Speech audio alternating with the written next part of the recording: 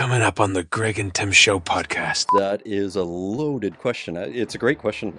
Great. No, you ask good questions. Yeah, exactly. And allow people to talk. Yeah. Everyone loves talking about themselves, and nobody gives them enough time to do it. Your story is wild. Yeah. Like, I have 5 designations. Who has 5 designations? In a previous podcast, you spoke about being fired twice. Yeah. Right? And you guys are nailing it. Holy smokes. You did your research. And I would listen to every episode, sometimes twice. I think the most important thing about discipline is making sure that when you're not disciplined, you're kind to yourself. You guys ask good questions. I was not prepared for something no, like you didn't want to go deep? Wow. I want to go deep, but that's a good question. Android. And what? Android. Android? Yeah, you said Apple or Android, right? No? Don't skip ahead. I'm ruining everything! Delay man. Delay man. Get your earballs ready. Welcome to the Greg and Tim Show podcast. Take time to sit back and relax and enjoy the show. Here are your hosts, Greg and Tim. On that note, sorry. We should introduce our guest on the Today's Greg guest. and Tim Show. Today's guest. It's like, remember that TV show, Today's Special? No. You don't remember that TV show where the mannequin came to life? No. What? No? You both don't remember this? No. Today's Special, the guy had this hat, and when he put it on, the mannequin would come to life. And they were in a retail place. Where did you grow up, Greg? In Stonewall, Manitoba. That's why. Okay. I had TV. Unlike the two of you guys. We were in a I different had bunny ears. we were in a different universe. I had cable. Yes. We had KNRR sometimes. Wow. Channel 12. Yeah, I did live in a different universe than Tim. We've already discussed this, the Mandela effect. But first, So, let's introduce our guest. Hold on, though. I Yeah. have a funny story. Okay. So I had rabbit ears for my Before whole we life. introduce our guest, Yes. we're going to have the funny story. Okay. For my whole life, I had rabbit ears. Yep. And then I move out at 19 into an apartment. Yep. Turns out this apartment has cable. Yep. But do you think I found out the apartment had cable until the cable company came and said, we're turning off your cable? A year later? No. I had no idea. Why were they turning off your cable?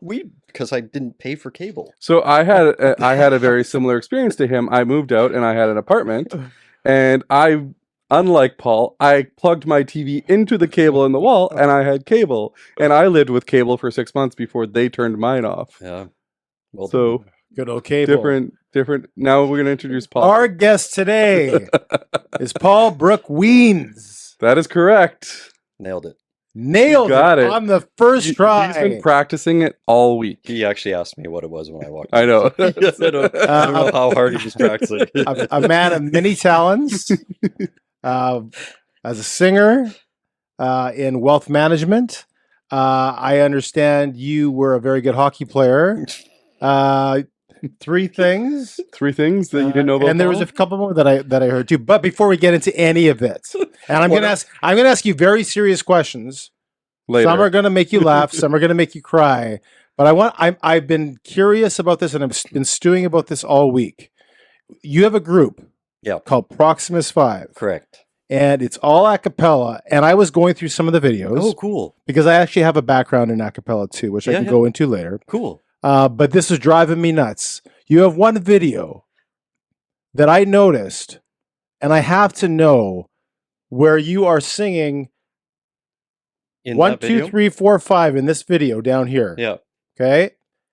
And it appears, and you can tell me if this is strategic or not, Yep.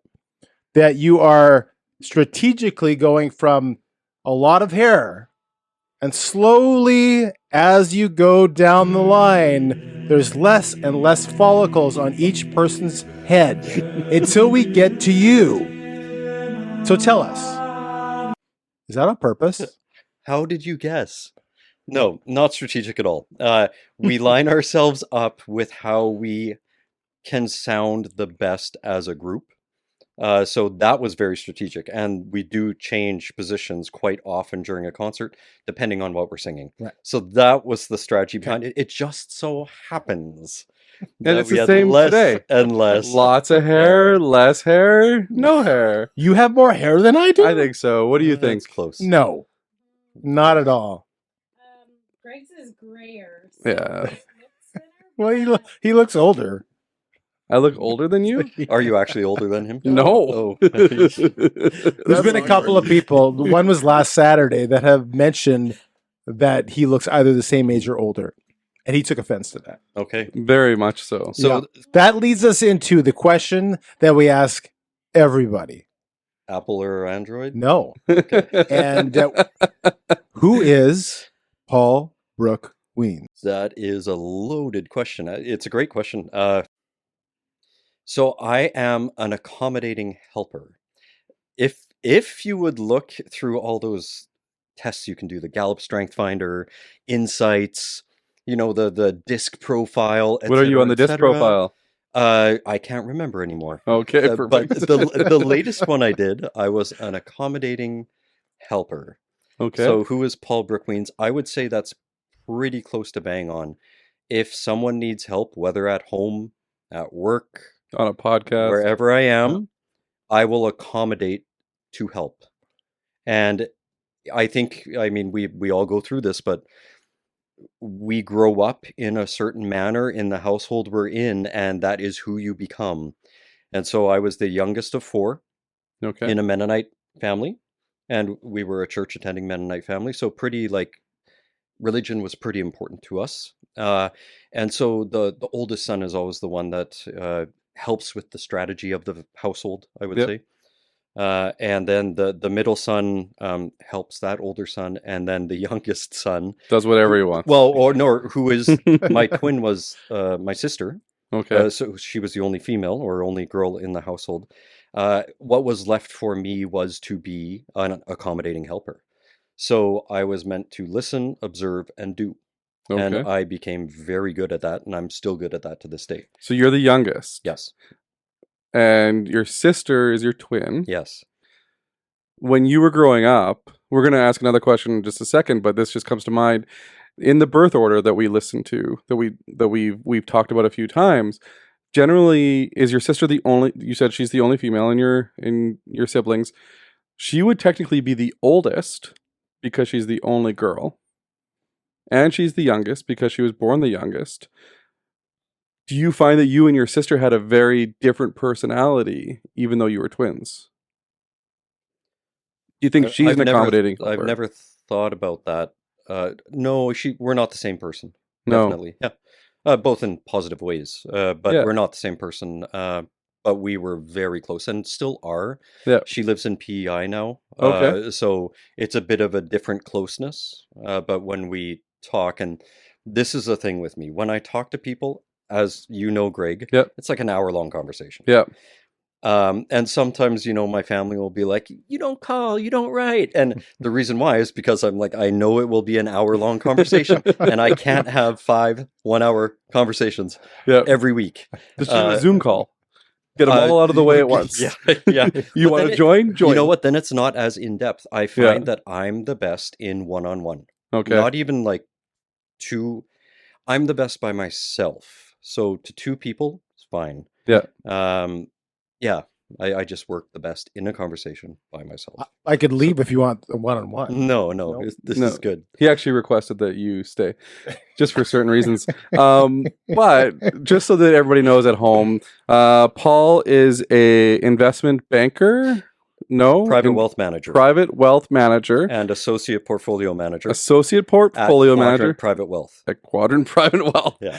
And also, the reason why I wanted to talk to Paul, we like to have people that have different talents and to balance those 2 different talents. So Paul can still do opera singing, and is in a band called Proximus 5 that Tim referred to earlier, and he's got a big old performance coming up in December. A couple. And you've got a couple of performances in December, and then do you have some in Saskatchewan as well? Some in rural Manitoba, and it's western Manitoba. So Melita, Brandon, and Minnedosa. Okay.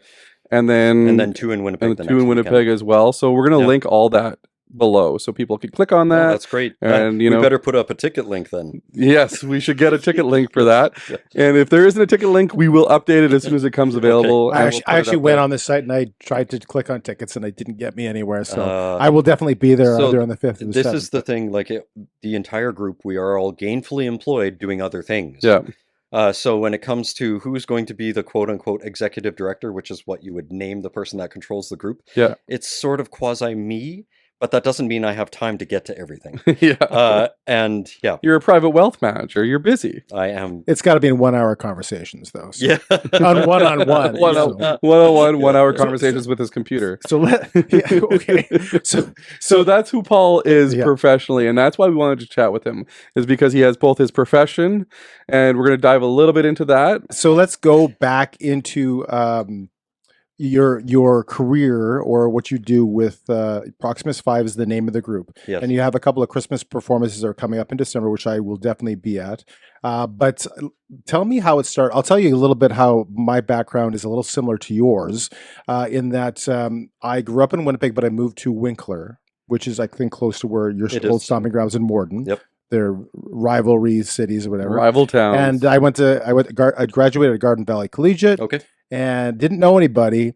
And then I started talking to a couple of people who liked oldies, like 60s music and spirituals, like things like that. I got 4 other guys together and we started doing a cappella. And I did that for about 16 years in Winkler. So a slightly different genre than that you do. But how did you get into singing 5-part a cappella? So, I grew up in a very chorally based household. As I said, we were singing all the time, singing in church, 4-part harmony. And that just transitioned to when I was going through university. I first got a business degree, but I decided to continue to take voice lessons. So I was taking voice lessons from someone, her name was Lois Watson Lyons. And I took voice lessons from her for 4 years while I was not in the School of Music. Then when I got into the School of Music, it changed, and in my first year in the School of Music, I got into a professional choir here in Winnipeg called Canzona. Yep. And it was, for me at that time, at 23, it was a pretty big deal to get into that choir because it was sort of the choir you wanted to get into, especially with my love for Baroque music. Canzona specialized in Baroque music. So I got into that, and then like once I was in that world and singing opera, like my business brain, even though I did not enjoy my time in business school, it helped me create a brain around the numbers and around how to build a business. And so I had helped to start the first version of Flipside Opera. And then I was a co-founder of Polycoro, another professional chamber choir in the city. And then now I'm the vice president of the Manitoba Opera Board, or vice chair of the Manitoba Opera Board, as well as being one of the, it's not called co-founder, when it's a group of 5 and you all helped, founding member, one of the founding members of Proximus 5. And the whole a cappella thing was nothing existed in Manitoba like what we wanted to create. And if there's anything I know about business, it's not do what everyone else is doing. Yeah. It's try to find the thing you really enjoy doing that nobody else is doing. Yeah. And so it was myself and another person in the group, Scott Reimer, who is a choral teacher at MBCI, actually. And it was the 2 of us that got together and decided, okay, let's do this. And then the first 3 people we asked said yes. So it was an easy recruitment. And we didn't think it would be hard. Yeah. It was a very easy, and it's all male typically. For this show, one of our male singers has been sick for like 3 weeks. Oh, wow. So we had to replace him, and like all for good things. Yeah. He knew he had to concentrate on his health. So we have Carla Ferguson, who is also a very well-known choralist in Winnipeg, and is one of the founding members of the Canadian Chamber Choir. Oh, wow. Which is a choir that gets together like 3 or 4 times a year, I believe, for a week at a time, and everyone flies in, sings together, does shows around, and then flies home. So they're all from around the Canada then. Yeah. Wow. Yeah. It's very cool. Yeah, that is awesome. So you have to excuse me because I'm not as musically inclined as both of you guys, but you were talking about Baroque. It's a period of time. Okay. So I'm not going to quote the years because I will get them wrong. Okay. But it really was just an earlier style and very appropriate for the style of 4-part harmony you would learn in the Mennonite church. Okay. That sort of lent itself well to the harmonies that Baroque music brought to it. Okay. Yep. So Tim was in a band called Sweet Harmony. Nice. How many people are in yours? 4. There was four Five of to them. you were begin, then it talking was about? 4, yeah. Yeah. What are the names of the individuals? Darcy, are you allowed to do the last names here? You can say that. Darcy Epp in Winkler, Paul Spence, Spence Brothers Meats in Winkler. He runs that. Cool. Yeah. I don't know if you would be familiar with that. And Myron Reimer was our bass, the Okay. last bass. Yeah. That we And then had. you sang I tenor? sang second tenor, Yeah. lead Second second tenor. tenor. Yeah.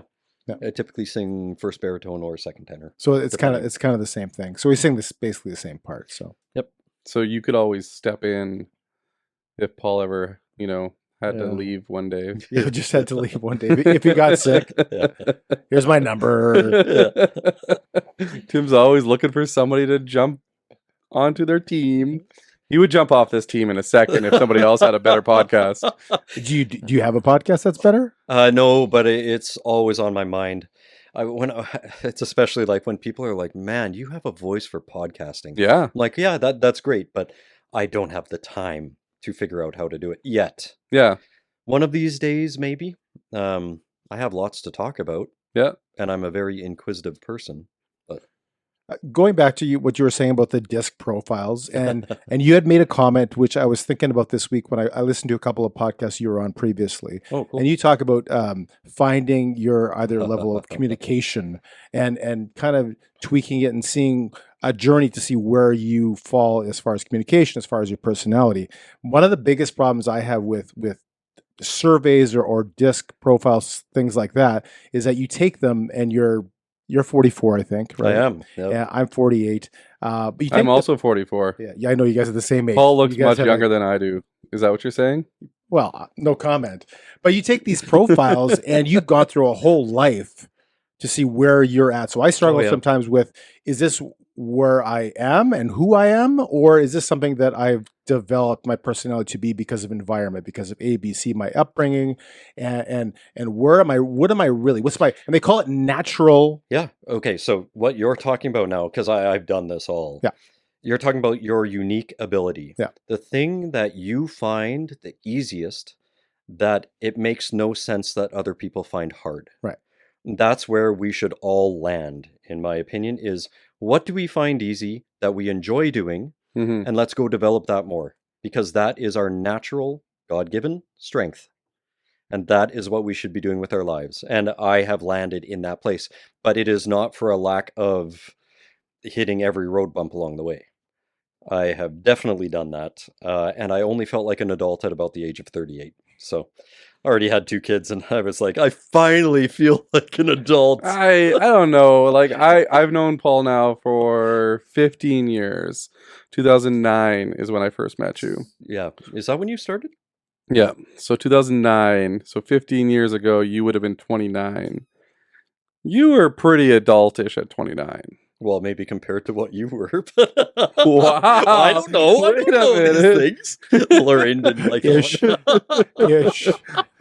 Adultish meaning like you present yourself as having yourself put together. Great. No, That's how you present yourself. yeah, I mean, there's the surface Paul, and then there's the one-on-one Paul. So do you feel that you ever have imposter, or you feel like you have imposter syndrome? All the time. How? So being the youngest, and again, I don't want to put this on like being the youngest in a family, but I'll look at the Gallup Strength Finder that I've done like multiple times, and not even close to my top 10 is strategy. Like there's a strategy piece in Gallup Strength Finder as one of the top 4 categories. Okay. And my like strategy starts at like 20 for me. So I have imposter syndrome because I've always looked at what other people have done ahead of me and said, if I'm going to mimic that, how do I do it? And then I decide, do I want to mimic that? And if I do, then I go ahead and do that. Mhm. And that's how I lived my life. So it makes sense based on my background that that's what I would do. And I'm pretty comfortable with doing that these days. I find that my unique ability, like I had said, I'm an accommodating helper, but Mhm. I believe my unique ability is being able to sit down with someone and in half an hour, they are being more vulnerable with me than they've been with anyone in their life. And I get told this time and time again. How do you do that? And I say, I wish I knew, because it just comes natural to me that I have such an innate curiosity and the ability to observe what people aren't saying. Yeah. I don't care what's coming out of your mouth. I care how I view you, what you look like, what's your body language, because then I know where to go. And I'm It's kind of really good at that. It's very crazy that you just said that, because one of my questions is very similar to that. You actually talked about this on one of the other podcasts that you were on. You said your unique ability lies in having meaningful, impactful conversations, right? So, can you recall a conversation where you felt the skill truly made a difference and changed somebody's life or their career or their trajectory? I won't name names, but I was in the Family Enterprise Advisor program, Okay. which I graduated from in June last year. Congratulations. Thank you. The first conversation I had on the first day before class was with an instructor I'd never met. I didn't know she was an instructor, but introductions happen. Yep. And in the first 10 minutes, she was crying because we had hit on a subject of what had happened to her during COVID. And again, I'm not going to repeat it here, Yeah. but I could tell that she needed that. And that's one that I reflect back on because it was relatively recently, Mm-hmm. where it was like such an immediate impact that I thought, I'm here for the right reason, Yeah. right? Like when you're talking to the instructor and you're getting to them Yeah. at that level, then yeah. Do you find in your business you're like a psychologist in a way, whether it's dealing with people's money, whether it's in your professional career as a singer? How do you use that ability to help you on a day-to-day basis? I find that I try to meet people with where they're at on that day. So I find sometimes, and I'm not a therapist, but so I'm just using this as a very loose term. No. I find sometimes people need a therapy session Yeah. that's wrapped around their finances. Yeah. And so that's the direction I'll go. And you can tell quite quickly where someone wants to go with that conversation. So that is typically how I use it on a day-to-day, is that within the first minute of Yeah. a conversation. But again, I don't want anyone else in the room that I have to report to, or because that immediately changes how I interact with people. Mm-hmm. I need it to be myself and the other person, or the two other people, or the three other people on the other side of the room, and nobody else. Yeah. Because that allows me to access that vulnerability and get people to be vulnerable. Because I find that the more people you add on your side of the table, the less people actually want to tell you what's going on. So Yeah. you would subscribe to empathetic listening kind of as a skill where you connect with somebody by listening, seeing what they're saying, what they're not saying, and kind of see what's at the heart of it. Because I mean, money and emotions are tied together specifically, right? They are. And I so- find in this space specifically, people concentrate way too much on the technical nature of what they can do for people, and not nearly enough on the empathy. And that it's something that's really hard to teach, though. It's really easy to teach the technical nature Yeah. of financial planning. Yeah. They have Mhm. textbooks for that. Yeah. They have textbooks for empathy, but then someone sits across from the room and says something that's not in your textbook. Yeah. What do you do? Do you think empathy is a skill, or do you think it's something that naturally flows out of a person? Like, I sometimes think, and this is a personal example, that empathy isn't always natural. I'm an only child. I tend to think about things compartmentally, and I can say this is there, this is that. It's a little bit more selfish. That's unfortunate, but it's not my but that's not my experience. So there Yeah. could be a disconnect. Yeah. So I've often wondered, can empathy be something you teach yourself? Is it a skill, or is it just something that you should have innately in your personality? 80-20 rule. I'm a big believer in the 80-20 rule, right? So 20% of the skill gets you 80% of the way. Right. So I think anyone can really learn how to get to that 20% of empathy to be 80% of the way, so people feel like they're being genuine and getting there. I just say that perhaps I can get to the 90 or 95% instead of that 80%, and that's a natural and learned ability that I have. And that's, I think, why it's my unique ability, is Yeah. that I can get there no problem. Right. Whereas people that have learned through a textbook might be able to get to an 80%, but getting beyond that might be a struggle. Yeah. Yeah, that makes sense. And like, I feel very similar. Like when I have one-on-one conversations with somebody, that I can get more out of them than I can if it was in a group setting, Yeah. that type of thing. So I have very similar feelings to that. And like, I know that Tim, as we, it's really hard to, as we talk about certain things, he has different ways of dealing with things, right? So whereas I'll be more empathetic towards stuff, or I'll be more, it's really hard to explain, right? And then he almost has to force himself a little bit more. So do you not agree? Give me a specific. Just to like certain feelings and certain like things that go on in your life. No? Am I wrong? I'm just trying to get my brain around what you're saying. Yeah. Okay. Well, we'll move on. That's fine. So we're having a You took one of my questions. So. I can bleed in too. we I'm good at have bleeding in. this thing where he brings his questions, Yeah. and I send mine in. Can you tell and which then, one? and You then can look we up have, for a second. Can you tell which ones are mine Oh, and which ones are Tim's? yeah, that looks like ChatGPT. Yeah. The so Mine are very professionally done, and Tim's are no, not. because I had mine in point form in my notes, and instead of rewriting, he's cheating all on of the test. notes, He's reading the you whole asked thing. him to look at the screen. You completely asked him to look at the screen. I was not comprehending what I was reading. It's okay. It's chicken scratch. So, question for you.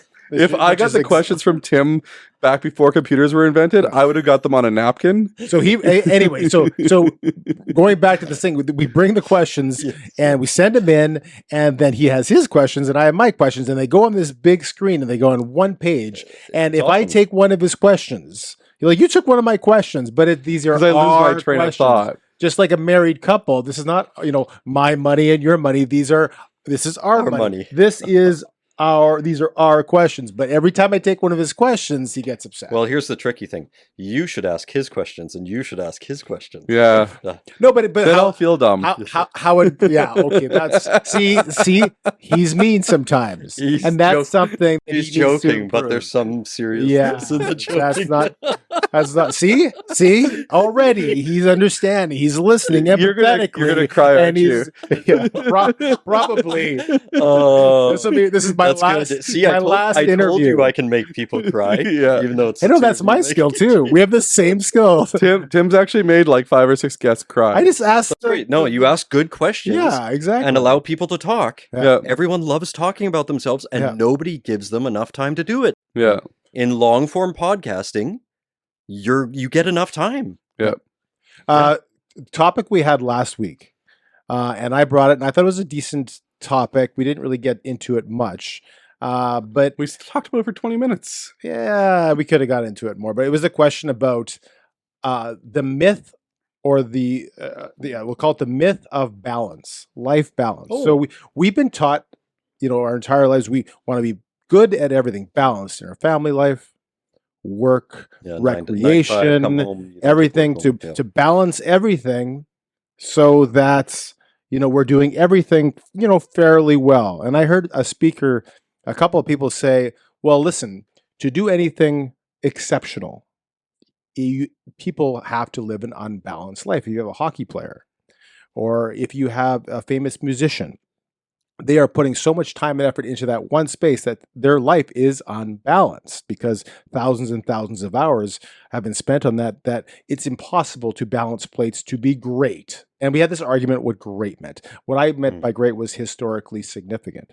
So somebody who is the biggest opera singer in the world right now? Luciano Pavarotti. I mean, he's dead, but He's dead. I would say that, Sorry. I prefer the male voice. Yeah. And Dmitry Horstovsky, who is a baritone, he also died early from, I think it was a brain tumor, which just really unfortunate. Mhm. Those would be the two for me that were the best singers So male singers. So these do it. two opera singers, and Pavarotti's well known. I don't know the other one. And it as is much. interesting that he's so commercial. Right. Pavarotti was a commercial name that everyone knew. Didn't he have like that? What was that? Where they would always have an advertisement on TV, and it was like, Pavarotti and Friends. yeah, Yes, I right, remember that, Brian yeah. Adams and Yeah. right, Yeah. and you would sell it on KTEL. Yeah, for sure. KTEL, dial 1-800-265-5555. Yep. Get your newest copy of Pavarotti and Friends. And that was the exact phone number. But We should try calling that number later. Pavarotti as an individual is very one-sided. He put so much effort into one aspect Yeah. that everything else fell by the wayside. I agree. Like Right. if you want that level of greatness in Yeah. one thing, it really does take Herculean effort. Yeah. Did I say that right? Herculean. Herculean? Yeah, Herculean. Effort and perhaps a team around you. Like it's not just you. Right. There's and I made people the helping you along the way. I made the example of the person that invented penicillin. We're grateful that they spent their entire life doing some of these things. Thomas Edison invented the light bulb, right? So there's historically significant people who were unbalanced. So we asked the Oh, yeah. question, is it better to be unbalanced and quote unquote great, or balanced and kind of I'm going to take the cop-out answer, and I'm going to say it's in the eye of the beholder. See, and I was very similar. I said greatness is measured by how you think greatness is measured. Yeah. So, like, I look at greatness as being somebody who's a great family man, takes their job with pride, takes care of their loved ones and all that kind of stuff, right? I look at that as greatness, and I look at being balanced as also being in greatness in my personal view, whereas he thinks of greatness being more so like somebody who did something exceptional. Do you ever think to yourself, if I threw everything into one aspect, whether it was opera, whether it was some other thing, I could have been here best. and You I know would what? have been. It's the not even best. could have. So my mind, it rests, but like I'm always pursuing excellence in 1, 2, 3 things, knowing full well that I won't be the best. I won't be better than the best person out there. But I've been a generalist my entire life. So, and the reason I say that is that when I played badminton, I played at a very high level, and I traveled the country, and I was playing club badminton, and I got ranked in Canada. But I wasn't Wow. ranked high enough, so I moved on. Then I moved on to singing. And I sang for a long time, and I trained for a long time, and I got to I always equate it to getting to be a third line AHL centerman. Like that's where I got in opera. Mhm. You're good, but you're just not good enough to get to the big show. Right. And so I didn't do that. And then went back to business, and I was already 5 years behind everyone else who had graduated business because I decided to do music. Yeah. And then now I'm in wealth planning, and I started at the age of 38, and I'm like, I've got catch up to do. Yeah.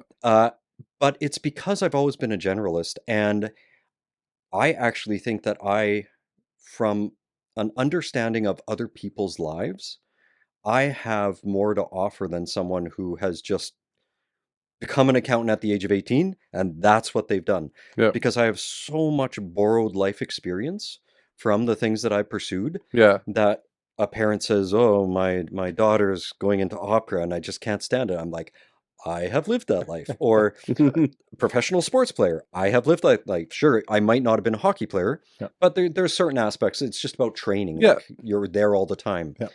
That many people don't have those life experiences to pull from. Yeah. And I think that makes me extraordinarily unique. Yeah. But other people have had to tell me that. That's not me saying to you guys right now, No. I know that I'm extraordinarily unique. You have all the It's- certificates to It's match. other people saying, your story is wild. Yeah. Like, I have 5 designations. Who has 5 designations? But I decided I was going to do that because that continues to make me a better generalist, more unique, Yeah. better able to help people, Well-rounded. etc. Yeah. Can I borrow one of those designations? I don't have any. You have 0? Zero. What would I be designated as? What are you designated as? I'm not even sure I know what designated means. Exactly.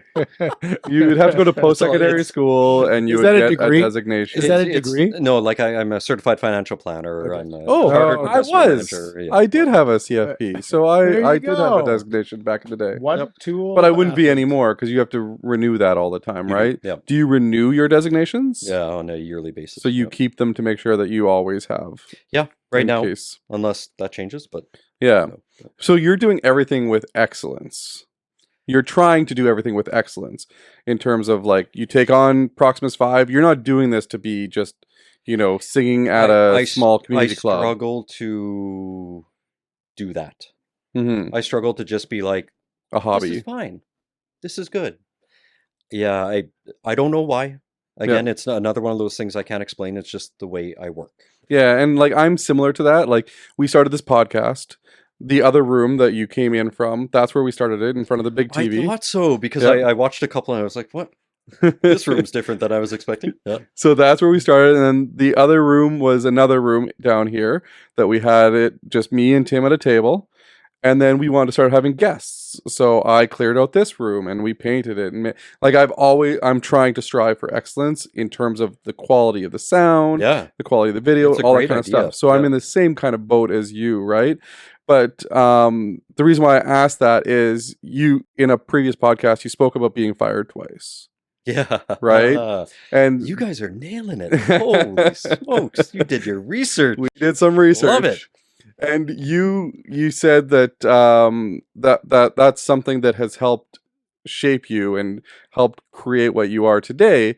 But for someone who is currently facing that kind of a setback or something like along that lines, whether they've been cut from their hockey team or they've been fired from their recent job or they didn't get accepted for something, what kind of advice would you give that kind of a person? Oh boy. Because you are somebody who's not a perfectionist, but you're striving for excellence. Yeah. And now you've had two experiences where you could be told that you weren't excellent. Well, that's exactly what they tell you, right? Yeah. And those were tough because each time I got fired, I had a new young child at home. Oh, wow. So first time I got fired, RB was 8 months old. And the second time I got fired, Leo was a year and a half old. Yeah. Yeah. So it shaped me in a way. I don't know how to answer that question because, like, for me, I had to be the most positive person I knew Hmm. at that time that was surrounding me. Yeah. Like, I had to be who I needed beside me. Yeah. And that's not to say I didn't have support, No. but my natural tendency was, okay, on to the next. What do we do now? Yeah. It was not, woe is me. Yeah. And I find that those are very different positions to be in because I haven't seen people be fired that often that go, okay, great. What's the next opportunity? Yeah. The majority of the time is, oh my God, I got fired from my job and how am I going to find a new job? Hmm. And that can be tough. The one thing I would say is go find help. Yeah. Don't do it on your own. I was just lucky that my mindset was like that. Yeah. That's it. Like You that's could hard. say your mindset was you took unemployment with excellence, right? I guess so. Like you took on I did. unemployment with Yep. excellence. Oh, I sprinted towards it. You, I you wrote said it. you got help. In what way did you look for help? I would go to what are they? Recruitment firms. Okay. And I would talk to whoever would talk to me at recruitment firms, and I Yep. did that across the city, both times. No, not both times. Second time, I had already. Fortunately, I was in conversations actually with Quadrant Private Wealth. Okay. The second time, and they were very good to me. Like we essentially knew that they were going to hire me. Yeah. And then me getting fired was because the old job found out That you about were the in new job. process. So that was very fortunate, and Quadrant Private Wealth still were interested in hiring me. It wasn't like they backed out Yeah. because I got Because you fired. got let go. Yeah, no. Because like the reason is because they were looking at you, right? But So- it must help that you weren't let go because of your performance lacking. It wasn't. So what happened at that job was that I had actually left it for 2 weeks for Business Development Bank of Canada, which was a terrible fit for me. Great organization. Like I have a ton of friends there, but it just wasn't a good fit. And that's how I got there, because I had so many friends. I was Yep. like, of course this is a natural fit. And it just wasn't. So I ended up back at my old job that I had right before going to Quadrant Private Wealth. And they had given me a raise and everything, and they were very nice to me. It's just that they found out that you were looking. because I guess it was on the computer. So long. I don't want to get too far into that. Oh no, Talk- don't have to. Talk a little bit about the balance between getting a paycheck to support your family hmm and finding meaning, quote unquote, in what you do for employment. I know some people like to just, my separate time is my separate time. I can do my hobbies and I'm here to get a paycheck. And other people, I think you talked about this in the podcast, need to find meaning in what they do. And you've had a process through that. So why is it important for your employment to have meaning? I think we all spend, whether we choose to or not, we all spend a lot of time at work, whether we are actually there in person or our minds are there when we're at home. Yeah. And because I spent enough time as a commercial banker knowing what I didn't want to do, but because commercial banking was a good paycheck compared to being an opera singer, and it became a bit of a struggle for me.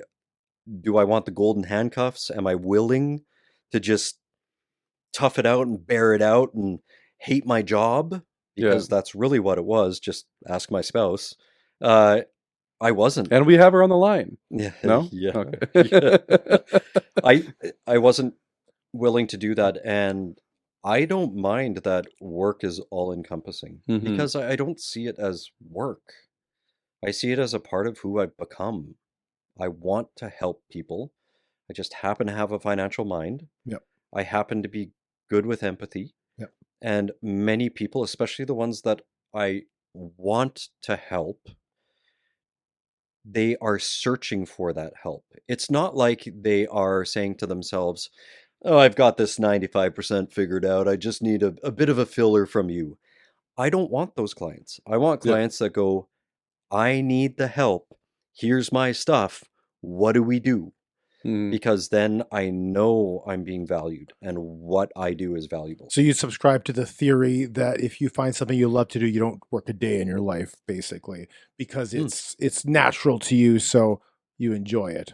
80-20. 80-20. I like the 80-20 rule, actually. I'm with you on that one. Yeah. Switching gears a little bit, and I have to ask this question because I'm terrified I'm going to forget. But a couple years ago, you were sick in bed for a couple of days because with the C word. Oh, yeah. Okay. Yeah. And we don't you- say the C word because Yeah, it yeah. usually means we don't get we get views. yes, yeah. And you watched movies for 2 days. I did. Okay. Yeah. I need to know. Okay. I think it's going to be movies like A Beautiful Mind, Saving Private Ryan, but I want it to be Billy Madison and Tommy Boy. What movies did you watch? It's all the financial ones, like, Wolf or of Wall not even Street? financial. Yeah. Wolf on Wall Street, Moneyball. Yes, those are all good movies. What's the short? The Big Short? Yeah. The Big Short. That's What about the one with that's Michael what I would've Douglas? gone to. The old one with Michael Wall Street. Douglas. Wall Street? No. No? I like the newer ones Yeah. that are more relevant to me and the period of time I lived in. Yeah. Yeah, those are the ones I like. The Wolf of Wall Street is a very interesting I watched movie. it for the first time a few months ago. Oh, yeah. I told him to watch it. And I'm And like, then I "You watched the should watch documentary this." about the person that it was made of. He's like, yeah, I downplayed it. Oh yeah, Jordan Belfort. It's yeah. like, what? Oh, I've seen that.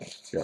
Yeah, seen that as there are some seriously crazy scenes in that movie, and you wonder how he lived through it, and yet he's living free now, right? He is. Oh yeah. oh yeah. Yeah. So I think go But ahead. I want to talk about something because we're sort of digging into like work-life balance, like you were Yeah. saying. I only got to where I am though because I was willing to put in the work. So when we're talking about people getting fired and like words of wisdom, you have to put in the work. Yeah. You can't like just randomly look for work. And again, granted, I don't know everyone's situation who's watching this. Sometimes you need the work, like Mhm. today, because you have no money. And that's a different situation. If you have the ability, you have to put in the work into yourself to understand who you are. So like how I did that, because during commercial banking, like I said, like I couldn't wrap my head around why I was doing what I was doing anymore. And so I would walk to work. I would listen to podcasts. I remember I was one of the first subscribers to the Tim Ferriss podcast. Yeah. Um, and I would listen to every episode, sometimes twice. And I would ideate and I would do yoga and I would roll over first thing in the morning and meditate beside the bed for like 2 years running. Yeah. I did the 5-minute journal forever, etc., etc., etc. You did all these things to I try to make did- yourself better. Yes, I did all of those things and none of it worked except for waking up early in the morning. And the reason for me that waking up early in the morning worked was because I had a paper out when I was a kid. Mm-hmm. So I would wake up at 5 in the morning every single morning and go do the papers. And I did that for, I can't remember how many years, Yeah. 4 or 5, something like that. And so I had the ability naturally, again, we're getting back to unique ability. Yeah. I had that natural ability to reflect and be like, oh, that was easy for me getting up in the morning back then. Mm-hmm. So that's what I'm going to do. And that was the one thing that stuck. Yeah. And so I always encourage people to figure out what worked in the past in their lives Mm-hmm. and go that direction, because that will naturally come to you. You know how everyone's like, I'm going to go to the gym. I got to start going to the gym. I think that way every day. Yeah. Oh, tomorrow morning I'm going to wake up and do this. I think that too. Every day. Yeah. Do you think Why are I you do it? laughing, Tim? Do you think I do it the next morning? No. But Well, you you know, look svelte. but do you know what I do the next morning? What's that? I wake up early. And you eat well. I eat well. I do. Yeah. Eating well helps. I mean, everyone has their days. So this Yeah, is but- getting into the topic of discipline. Okay. But just before we get into that, do you do cold showers? Yes, I do. Do you? I do. And you still do them? Yes. So that's another one. Like I do cold showers. It's not cold enough though. I'm not in the summertime. In I'm the winter, it obsessing starts to. about getting a cold plunge, like one of the good ones. Yeah, you have to get a good one. Yeah. You have to get one with the refrigerant that runs through it and everything like Just that. come here and use his. Yeah, I You have How I have yeah, a cold how far plunge. away do You you live? actually get in. Yeah, but it's Yeah. not the one with the refrigerant though. So it's No, only as it's not gonna cold be as cold I as can make it. Yeah. I have a hot Dumping tub ice. too. Yeah. We did a Use podcast with a guy named Dr. Dan Chenier, and we went in our bathing suits in beginning of February, end of January. We went outside. Nice. We sat in the snow. for I don't about- I don't do as much cold therapy as he does. We did it for 5 minutes in the snow, and then at the end we did snow angels. Me and Dr. Dan did the whole snow no angel. problem. He laid back I was and then got up. I was cursing the world and Yeah. everything that was holy. But you're right though, and never mind the cold showers here. I go to Florida once a year with the family, and the cold showers there aren't cold because their groundwater's not cold. Yep. Yeah. So That's Are why you you going- are you need the going to- plunge. Yeah. Are you going Yeah. to Florida this? I don't know yet. Haven't made Because any. you go plans. every year. There's that. We do. Greg There's that Stewart, guy in whatever you- Winnipeg that has a Facebook reel that does cold plunges every day. Yeah, he does TikToks. Yeah. And everything. I think he's a Detroit Lions fan. He wears What's his his Detroit, name? and He's he. going to get a shout out on your podcast. I just can't. Yeah, They- I They're gonna win the my- Super Bowl this year, so oh yeah, that's according to the leaks, right? yeah, the date of the same date that Travis Kelce and Taylor Swift are getting separated. Then they're That's gonna right. win. Anyway, there's Do you a leak. follow I Taylor heard- Swift? I heard a No, leak. Swift Kelsey thing. No, That doesn't Okay. seem like something you'd follow. Anyway, you wanted to talk about discipline. Getting Tim. into discipline, we're kind of getting into that field of cold plunges, of doing the work. What has all the things that you have done? What has it taught you about the idea of discipline in your daily life? And how important is it to be disciplined? What does that mean to you? I think the most important thing about discipline is making sure that when you're not disciplined, you're kind to yourself. So that the next day you're not thinking about how much of a jerk you were to yourself because you weren't disciplined, and then you get yourself back by not doing it again. I think it's just very important to be kind and know that discipline itself needs to be taken in moderation. So Because there being just are going to be days when you're not going to be disciplined. But I do find that concentrate on one or two things, don't concentrate on 10. yeah. You see those like, oh, I woke up at 4:30 and then I had a cold shower and then I drank 2 liters of water and then I did a workout for an hour and a half and then I did this and then I read a book. Like, those posts were like, Yeah. who does this? Who Who actually has the time? It's not even the time. Who actually just does that? Every day. Maybe Every one day. but not Yeah. every day. But what you're Every saying day. though is it's not good to be in a group chat with guys that call out your failures, right? I guess so. Are you in a group chat with guys that call out your failures? I don't call your failures out. We call the other guy's failures out. Wait. There's only 2 of you in the group chat, so it's not No, really. no. listen. No, there's 4 of us. There's 4 of us, and the problem is one guy is a Dallas Cowboy fan, so there's lots of failures to call out. Ah, gotcha. And I'm just looking out for him right now. And most of them are called out by Yeah. Tim. So. hey, we get Dem Boys thing every time they win. We get to anyway. So one of the things you talk about is serendipity, right? Yeah. So do you believe in serendipity? Yeah. I believe in what goes around comes around. Yeah. If So that's if that's serendipity- the same thing. Do you think that like some of your approach that you have in life attracts you to serendipitous moments? You guys ask good questions. I was not prepared for something. like No, that. you didn't want to go deep. Wow. Well, we said no, so. I want to go deep, but that's a good question. I have never been afraid to make changes when changes need to be made. Yeah. And so I think that every so often serendipity has found me, Mm-hmm. but I'm trying to think of if there's ever been a moment where that has been the difference. So while you're thinking of that, I'll give you a couple of extra seconds to kind of formulate that in your head, which I think you're doing right now. So I, on one end of the spectrum, is a realist. I tend to be on the realist side, and that another person puts meaning to everything that was meant to be. Mhm. That this came into a place for there was a reason, and there's a reason for everything. And people can typically be somewhere in the middle, either one side or the other side. I will think to myself personally that this is chance, and we use that chance to our benefit or not to our benefit. But it is still, there's certainly some chance encounters that happen to you, right? Just happenstance, right? Things happen, right? Happenstance here. Whereas Greg, it tends to be a little bit more on the other side. Whereas this was going to happen for us to do this podcast. There's a certain level of let's call it fate or serendipity that's involved. So we're kind of at different aspects of Mhm. our thinking in that way. Serendipity is a bit more magical, right? Mhm. Yeah. It has that magical element to it, whereas Yeah. yours does not. Right. Yeah. I like magic. And that's fair. People are different, right? They have different. So, like, just think of it this way: like, hypothetically, Greg and I reconnect at a Classic 107 gathering, which we did. Yep. This podcast happens. Someone hears me out there in the world, really needs me in whatever aspect it is. Yep. And we end up engaging, and I like whatever it is, work group, or they just need a conversation, et cetera, Yep. and I change their lives. Yep. That is serendipitous. Yeah. Like, but it was the string of things. Yeah. It The wasn't fate. it wasn't the one thing. Yeah. It But was a somebody string of invited things. you to that event. But you still have to take advantage of that happening to you. Mm-hmm. Yeah. You still have to say yes. Yep. And show up. Yeah. 100%. Yeah. Which- and and that it's interesting that is almost table stakes for something like serendipity. yeah. The table stakes or the ground level is just show up. Just go. Yeah.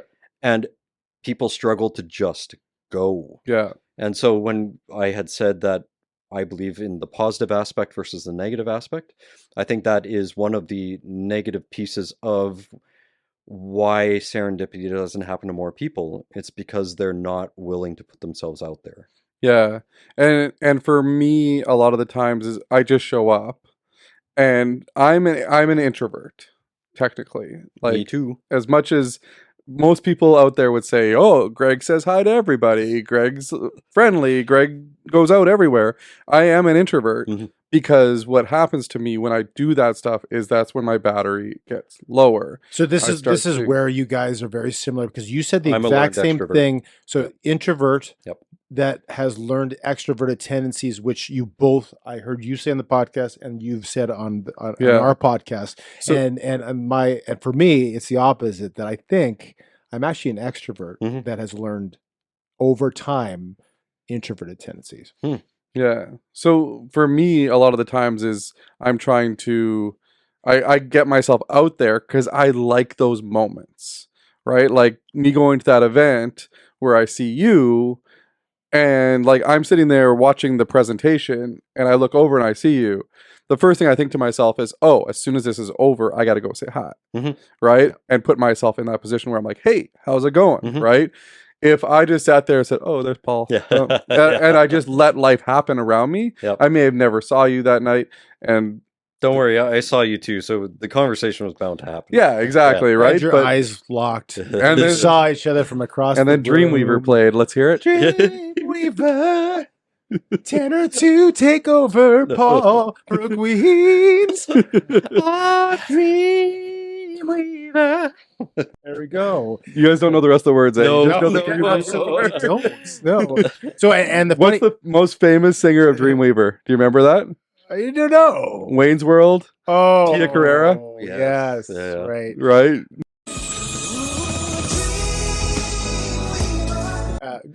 Going back into the introvert versus extroverted tendencies, I have a couple of holes to go to break your theory in. But Okay. we'll go into that some other time. So one of the things is the term natural, right? What do you, and you said this before, yeah, this is what you're natural at, you're good at. Yes. So one of the issues I have with his whole theory is that we will be like, at the end of the day when he's tired from doing all of his extroverted tendencies or his learned practices, he will have a hard time shutting down. He's like that, you know, that Energizer battery that kind of slowly goes away. He'll be like, I'll be in the driving and he'll be like, oh, he'll say something. And it's almost like he's detoxing from his extrovertedness from the day. and it's almost like I think to myself, well, if it's so unnatural, why is he ticking and ticking and ticking at the end of a day? That is exactly what I do. Like because I don't want to speak for No, Gabe, you go but ahead. what happens to me is I come out of the events where I have had to be extroverted and talk to people and listen to people, and I'm just jacked Mhm. because I had such a good evening connecting with someone in a meaningful way. And it takes a long time to come down from that. But come down you will. And that is how I feel about being a learned extrovert, is that it's not something that quickly shuts off. Like you get into the mode and then you're in the mode. And then even if you're exhausted, it still takes time to unwind it and come back down. But this is just my example is, yes, we had that great thing and we're all like super jacked at the end of it. But if you came home and your wife said, hey, can you go bathe the kids, put them to bed? And you'd be like, man, like I'm exhausted right now, right? Because physically exhausted is different than speaking exhausted. So remember, though, I'm an accommodating helper. So you'll do it anyway. I will do it anyways. Okay. And Your wife's a lucky I'll person. shut up about it. Yeah. Your wife's a lucky- And I heard, and you told the story about how you were reading the kids their stories at bedtime. By the way, how old are your kids? Now they're 10 and 7, but back during COVID, 5 and 2. When Right, so you would read them stories, and Pass you outside and them. you would start mumbling, and your kids would be, "Dad, you're falling asleep." Yeah, and that would be at like 8 o'clock at night. 8 o'clock. Well, I was waking up at 4 in the morning. Yeah, that's true. Right? Well, because So- he was trying to do all those things. I- He was yogaing. He No, was he that was was journaling. That was post that. That was post that. Oh, Okay. I like yoga. You still do yoga at all? No. No. Okay. Can't even pretend I do it. The hot yoga. I like the hot yoga. You I like do the hot that. yoga for a different reason. The downtown dog. That's right. The downtown dog. I don't think that's what it's called. So Uh, we'll get He doesn't even know. I'm like, It's downward. it's down. I know it's downward Yeah, dog. we know. I know it's downward dog. We And do. we should ask you to go back to the child's pose right now, Tim, Child's please. So you said, like earlier, we were talking about designations and everything like that. You got all these designations going, but what's driving you to continue to learn and to continue to get, like, if it's more designations or more degrees or whatever else, what's driving you to do that? Do you have a particular goal or a vision, or do you see yourself 10 years in the future with something that is going to combine all of this stuff together? I'm not very good at 10 years. I'm pretty good at 2 to 3 years. Okay. Um, my spouse and I have always struggled to be like financially independent for such a long period of time because we both tried to be opera singers. Yeah. And yes, we definitely had family help along the way, but the family help was not like, we give you everything. The family help was like, oh, we're struggling with finances, and them going, okay. And Yeah. every so often that was Sheepishly, happening. yeah. And so the reason why I said it took me till the age of 38 to feel like I was an adult, because it took me to that time to feel like I had a role in life that was meaningful enough to say, oh, maybe I can actually do this Yeah. for longer than 3 years and really thrive at it. Yeah. And then it got us to the point of financial independence. And I would say only even just a year ago, like it took that long. Mm-hmm. And so when I look forward now with what do I want to do, I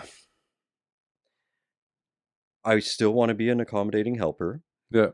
but I really love the performing arts community, Yeah. especially the classically based vocal performing arts community. Yeah. And even though I still do quite a bit there, there's more that can be done here in Winnipeg with that particular small subset, Yeah.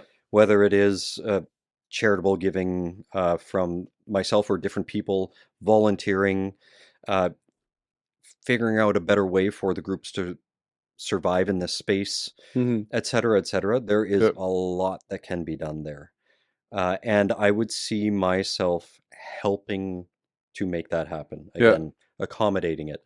Yeah. I've never seen myself as like a leader supreme. Yeah. I've always seen myself more as a right-hand man, Okay. a right-hand person. So I don't want to lead the charge. I want to be integral to the charge. That makes sense. Vital to it, yeah. Yep. I had a question that's kind of different, and I had it written down, and I forgot to ask it till now. But you grew up in Morden. Yep. Morden Winkler is kind of, they call it the Bible Belt of Manitoba. And that's kind of, I have some experience in that area. I went to MBCI, by the way, 7, 8, 9, 10, before I moved to Winkler. So I know a bit of the Mennonite community. I grew up in the Mennonite church. There are some, I find some challenges to growing up in the quote unquote Bible Belt. Mhm. Did you experience that at all as you were growing up in that Mennonite culture at all? I didn't see any of it as a negative when I was a kid. Sure, like there's some strictness in Mennonite households that perhaps is no longer there, which might be a good thing. But because I was like I was asked to be an observer, a listener, and a helper, I just quickly became that. Mm-hmm. And that was just what I did. I never really knew how to think for myself for a long period of time, and that's fine. Again, it's the role I played. So I am a pretty bad person to answer that question because I just fell into the role that I had, and I was fine with it. Is that where you developed your accommodating? You say the word For sure. accommodating helper. Yeah. By the way, is there another kind of helper that's not accommodating? Sure, there must be, like in that It wheel. seems like a Well, no, redundant there's some phrase. people that help that do it very reluctantly, Yeah. very begrudgingly. So what is like, there's a lot of- accommodating to you? And it sounds like you learned that when you took on that role early in life. Yeah. That you're just using that role you took naturally, and you're using it now 20 some odd years later. It really is meeting people where they are at. So, for an example, go build that shed. Okay, I'm meeting the person where they're at. Right? They're asking me for the help to do that thing. Yeah. So that's what I'm doing. Right. I don't know, my daughter needs help with XYZ in her finances. Okay, that's where I'll meet you. Mhm. This is the particular problem I'm having today. Okay, that's what we'll talk about. That is what I would say accommodating is for me. Right. Also meeting someone, Oh. like if I know that someone needs to be vulnerable, Yeah. I will get them there and Do- allow them to be vulnerable. Do you ever have issues saying no? Not anymore. Okay. I used to big time. Now I say no to a lot of things, and I love it. But you're an accommodating helper. Yep, but I've learned how to say no. So I So think that I can be an accommodating helper to Yeah. those. Like, That's a good point. I know the reason why Tim asks is because I'm also somebody who always says yes to things. I guess I've never thought of it as an accommodating helper. I just thought of it as being somebody that, you know, Tim says, "Hey, you want to do this?" I'll say yes. Or another buddy says, "Hey, do you want to do this?" I'll say yes. And I say yes to a lot of things. And he actually got kind of mad because I said, "I'm not going to say yes to you anymore." Yeah, I'm he gonna- says yes to everyone else, but Except me. for you. because he's the one that pointed it out, right? So like he was that trigger that, oh, like I say yes to everything, I'm going to say no to some things, right? And it is very freeing to say no, but it also sort of pulls at you a little bit. I have mad FOMO, and Oh, another great topic. I struggle to get over it, and it really hampers me from making fast decisions. Mhm. I'm really bad at making fast decisions, and I have a lot of squirrel mentality in me.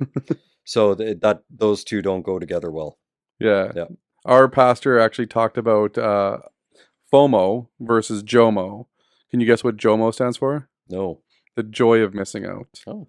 So- Taking pleasure in saying no. That is not a bad way to think of it. Right? So he has his wife is on the JOMO side and he's on the FOMO side. But he's learning slowly why she has that joy in missing out. Like Mm. she's, they'll say, "Hey, do you want to go do this?" And he'll actually say no to some things now and realize that it's actually better for him mentally or better for him spiritually, better for him as a person to not go into that position, right? So And that's what where we've gotten into with the two of us is he falls under the FOMO area side of it, not like 80-20, like you said. Mhm. And I'm a bit on the JOMO side where I need to say more and put more of myself into things. he has to say yes more. Yeah, whereas it's like, that's going to happen. It's after 9 p.m. I don't want to do it. Yeah. It's going to be a long day. I get that. Yeah. Right? So- We also look at the fact that we're getting older. And as we get older, we have a little bit more JOMO in us. When I was 18, I looked forward to 10 p.m. and going to bed. So Wow. I've always been Have that you way. ever Wow. looked forward to 10 p.m. and going to bed? Now. For Now? Sure, No, for sure. when I was- When you were 18? when I was- I couldn't stand sleeping yeah. when I was younger. I did not want to sleep. I wanted to stay up and play video games and do all those things that boys do. Doritos. Yeah, Mountain Dew. exactly. Like and sleepovers, like that was not meant for sleep for me. Yeah. I was the guy that stayed No, up. I was at 10 p.m. 18 is like, you guys shut up. Yeah. I want to go to sleep. That's amazing. And I have a child like same way, 10 p.m. there. So we go to the Grey Cup party, and he Yeah. leaves the Grey Cup party at 11, and the rest of us stay there till 2. No. Half of the group. We'll call it the old group if you want. Yeah, the ones that Left are over early, and the other ones stayed there with the 50. Sure. They're called cheerleaders. They're called cheerleaders. And we got to meet the mayor. We got to meet one of the newscasters from one of the sports shows. Okay. We got to meet like great people because we put ourselves out there, like you were saying. So can I just put a topic out there? I know you Yeah. have other questions. No, to ask, go and ahead. I don't know how long this is supposed to be, but 6 hours. We cut it I down could to- probably go for 6 We hours. cut it down to 10 minutes. Yeah.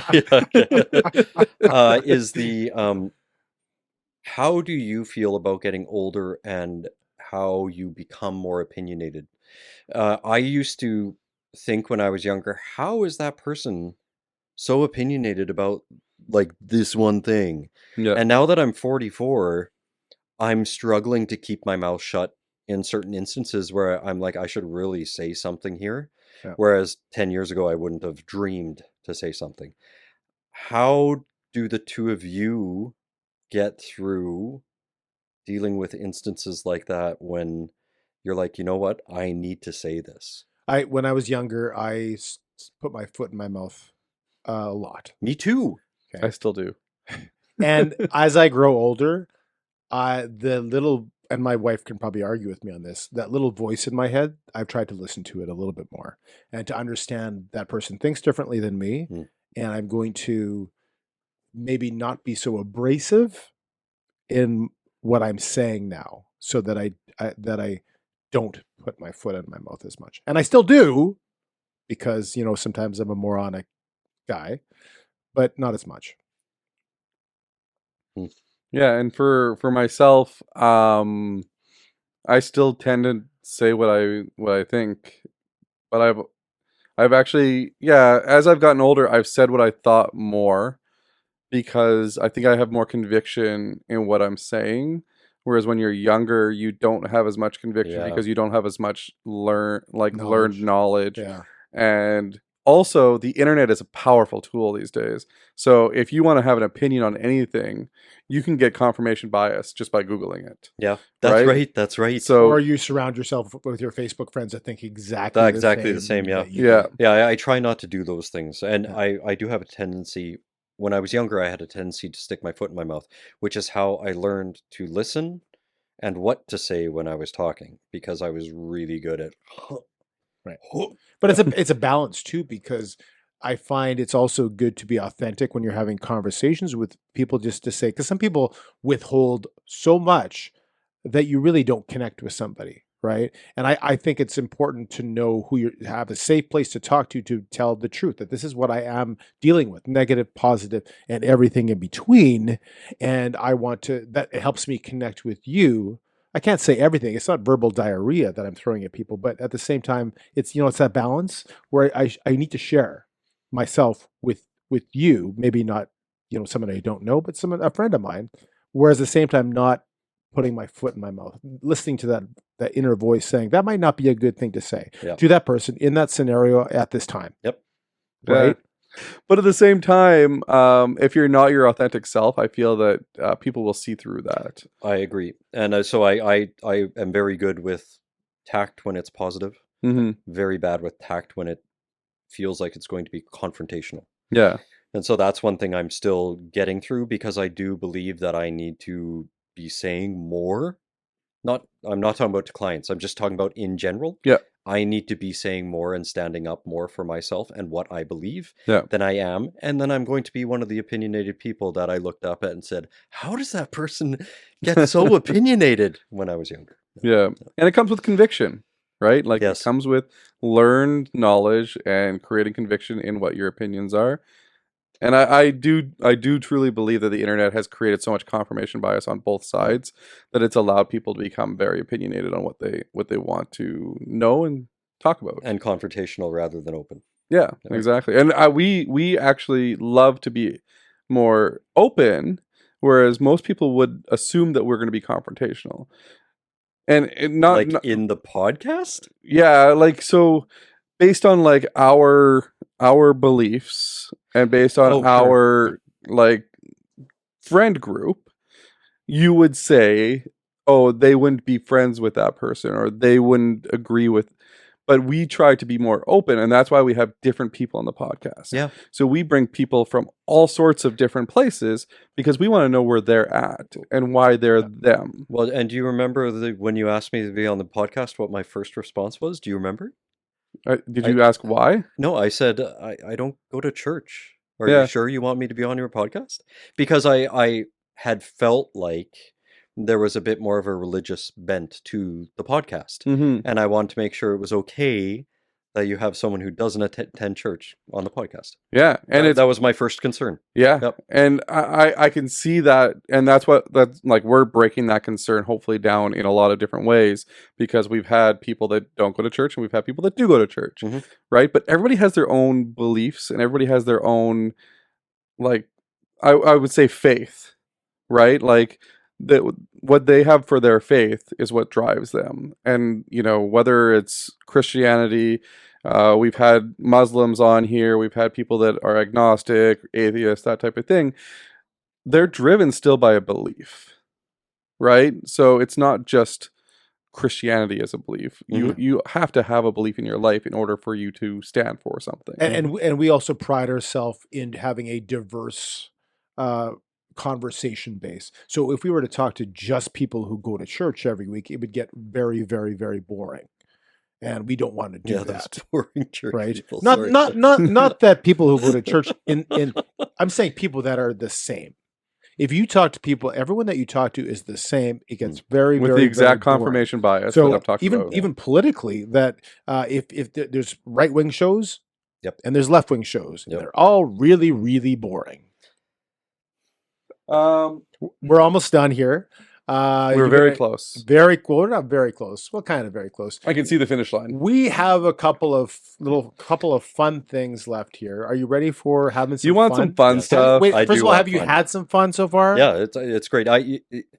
It's hard to not like talking about yourself and Right. not like sharing of your life experience. Right. To get people. We're just going to know clip you the better. first part of that response. It's hard not to have fun talking about yourself. There you go. And then it's going to have your That's name it. afterwards, and it's going to be in quotations, and that's all we're going to print. Yeah. It's hard not liking talking to you. But it's also like the two of you ask good questions. Like it's important that you have already tried to find out who I am, Mhm. so that you can ask questions that gear towards the things I like to talk about and that I have talked about in the past. So You should see the questions we have for Scarlett Johansson. Who, Gojo. Yeah. who is supposed to be on the podcast Last week and next Next week. next week. She's Yeah. confirmed, right? Yeah.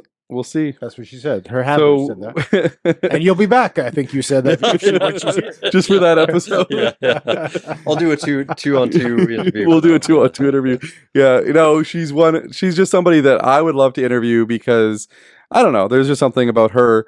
But we'd love to interview some different people again, like I said, because they like talking about themselves and it's just interesting. It's Yep. just fun. But Yep. we like to have fun on the show too. And that's why we do the research. Because we want to know about you, because if we don't do the research, it's boring. Yeah, and I went through your garbage. If that was me, by the way, a couple of days ago. And You thought it you was saw a a raccoon? shadow figure outside your window peering through. We do our research, like you said. So He does wake up at 5 in the morning.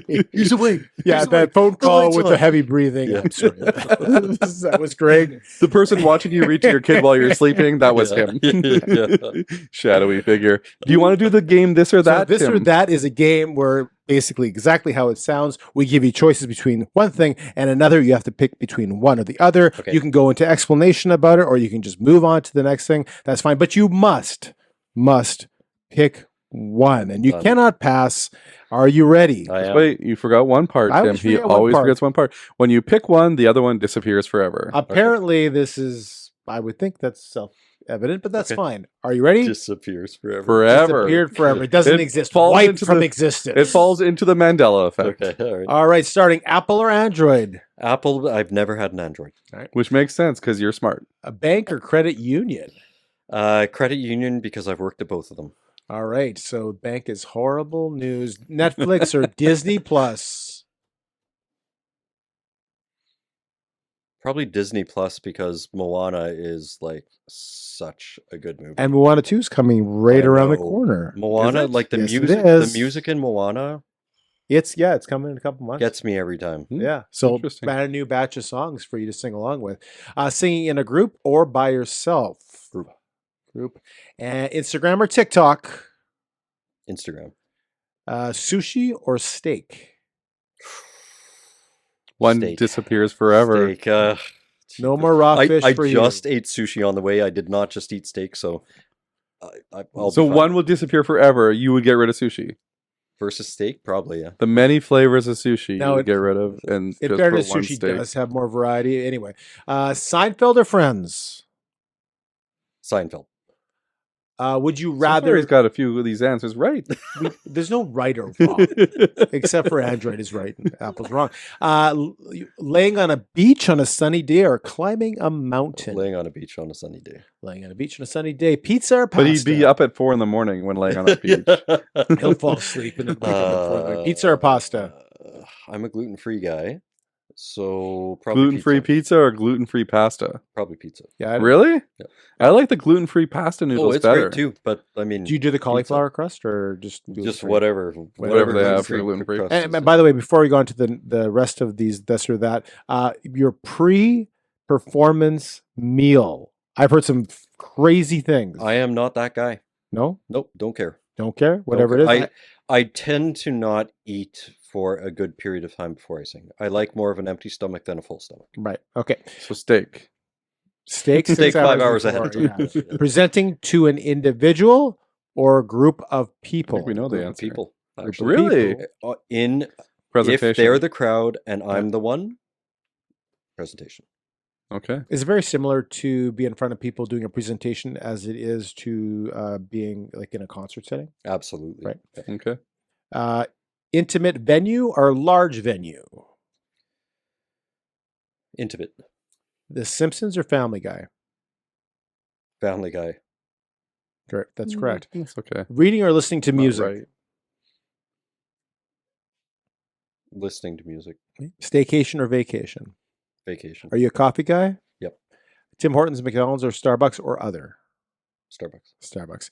And just going back to what you had said about performing and being in front of people for presentations, you talk a little bit about the disconnect from the performer and the person. You said that on one of the podcasts. You remember when you said that? What did you mean by that?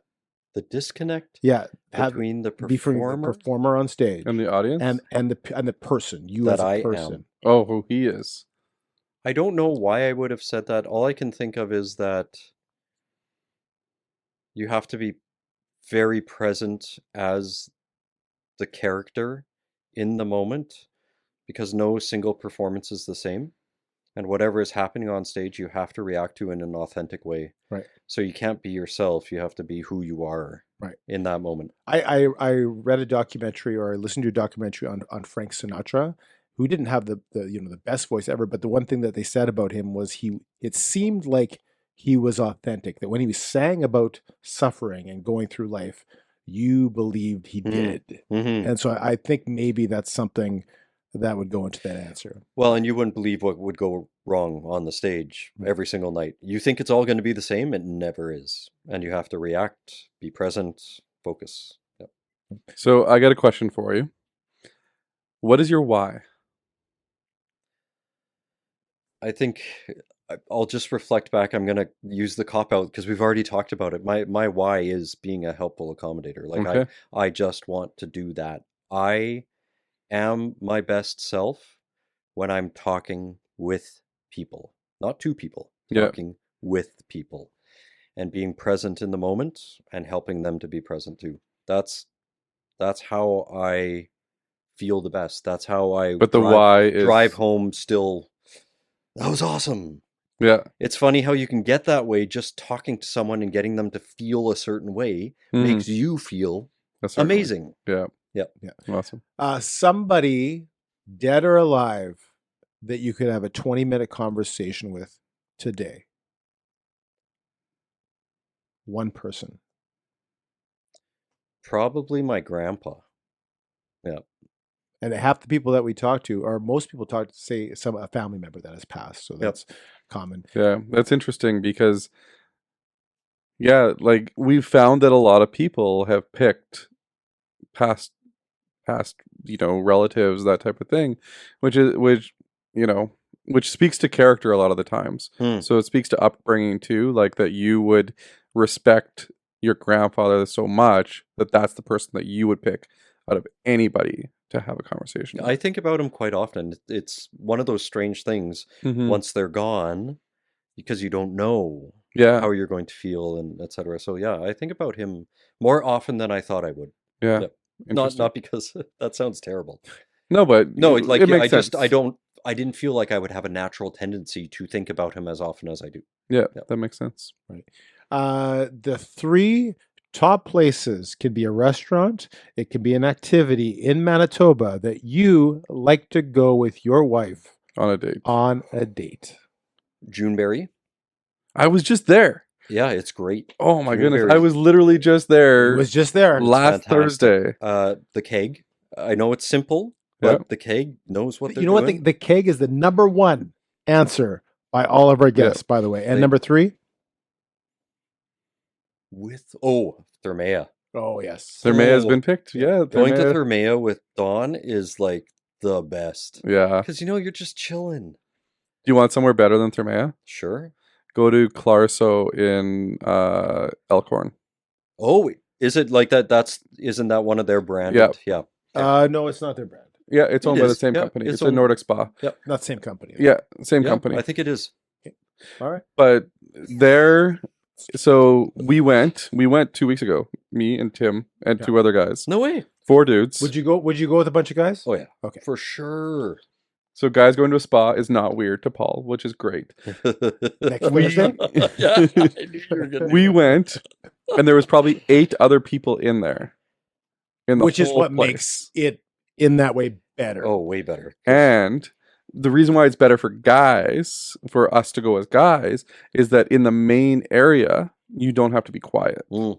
You can talk to each other in a regular voice. You can't be yelling and doing cannonballs like Tim, but you could be Well, you can quiet. if there's you nobody can around. quietly talk and So I actually like the quiet feature of Thermea. I like being told to shut up, Yeah. and then you shut up. yeah. And unfortunately, Thermea still needs to work on that. Well, they've relaxed, relaxed the policy. it. That's the problem. They don't I've have seen cell phones in Thermea There lately. can be some loudness, and I'm like, why?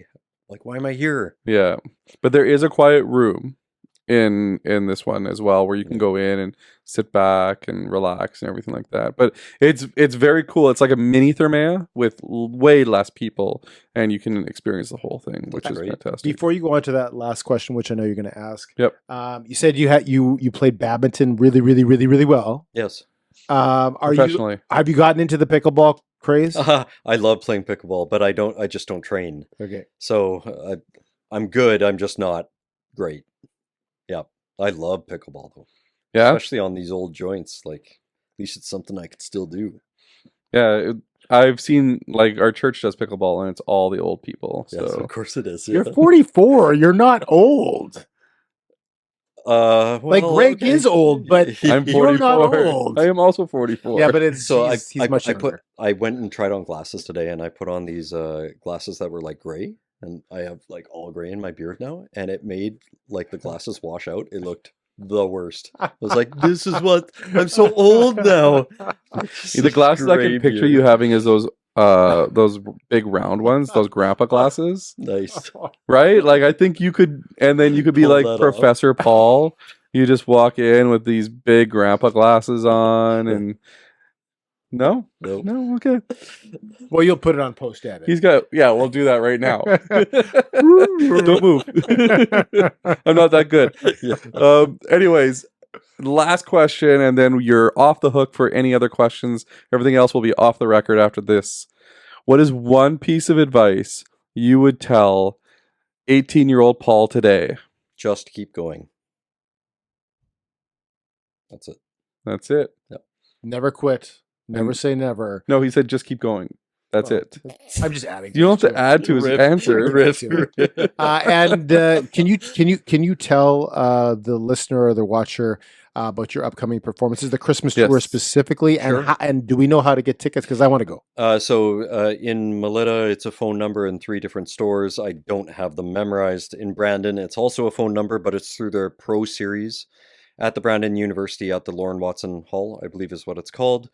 In Minnedosa, I'm fairly certain that it's a phone call as well. And then in Winnipeg, we're on the 7th and 8th.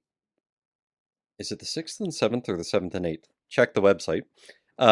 We have an evening show the night before, the afternoon show the day after.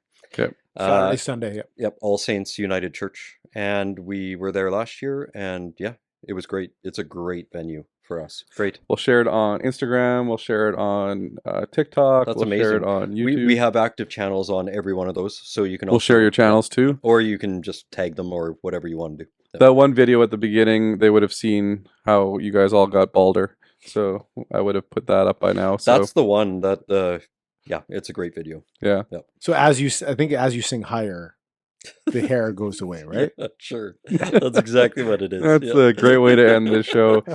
Don't forget to like, subscribe, share. What else, Comments. Tim? Comment.